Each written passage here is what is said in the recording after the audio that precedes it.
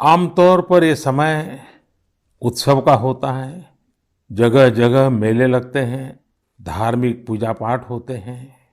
Corona के इस संकट काल में लोगों में उमंग तो है, उत्साह भी है, लेकिन हम सबको मन को छू जाए वैसा अनुशासन भी है। बहुतेक रूप में देखा जाए तो नागरिकों में दायित्व का एहसास भी है। लोग अपना ध्यान रखते हुए, दूसरों का ध्यान रखते हुए अपने रोजमर्रा के काम भी कर रहे हैं।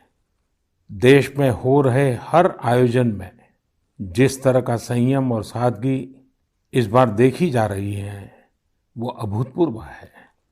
गणेशोत्सव भी कहीं ऑनलाइन मनाया जा रहा है, तो ज्यादातर जगहों पर इस बार इको फ्रेंडली गणेश जी की प्रतिमा स्थापित की गई है। साथियों, हम बहुत बारीकी से अगर देखेंगे तो एक बात अवश्य हमारे ध्यान में आएगी।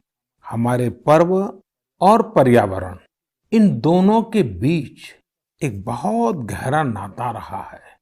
जहां एक और हमारे पर्वों में पर्यावरण और प्रकृति के साथ सहजीवन का संदेश छिपा होता है, तो दूसरी ओर कई सारे पर्व प्रकृति की रक्षा के लिए ही मनाए जाते हैं।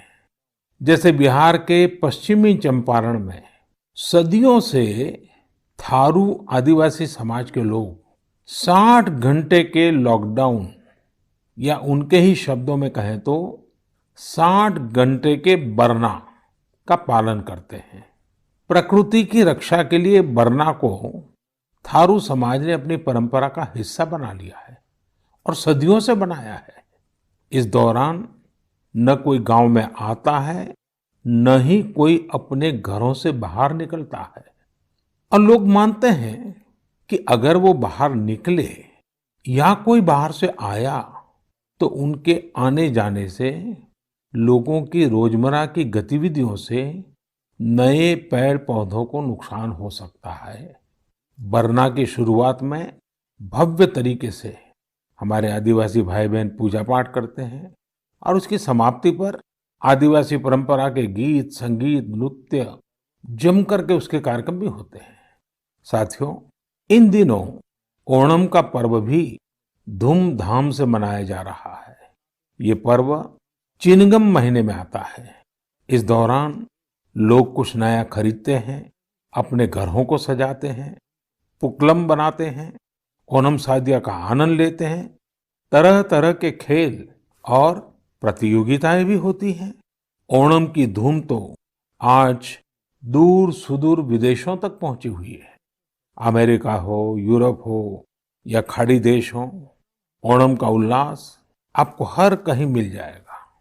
ओणम एक इंटरनेशनल फेस्टिवल बनता जा रहा है। साथियों, ओणम हमारी कृषि से जुड़ा हुआ पर्व है। ये हमारी ग्रामीण अर्थव्यवस्था के लिए भी एक नई शुरुआत का समय होता है। किसानों की शक्ति से ही तो हमारा जीवन, हमारा समाज चलता है। हमारे पर्व किसानों के परिश्रम से ही रंग बिरंगे बनते हैं। हमारे अन्नदाता को, किसानों की जीवनदायिनी शक्ति को वेदों में भी बहुत गौरवपूर्ण रूप से नमन किया गया है। ऋग्वेद में मंत्र है, अन्नानाम पतये नमः, अन्नानाम पतये नमः, क्षेत्राणाम पतये नमः। अर्थात अन्नदाता को नमन है, किसान को नमन है।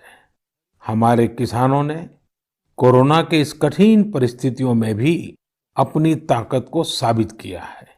हमारे देश में इस बार खरीफ की फसल की बुआई पिछले साल के मुकाबले 7% ज्यादा हुई है।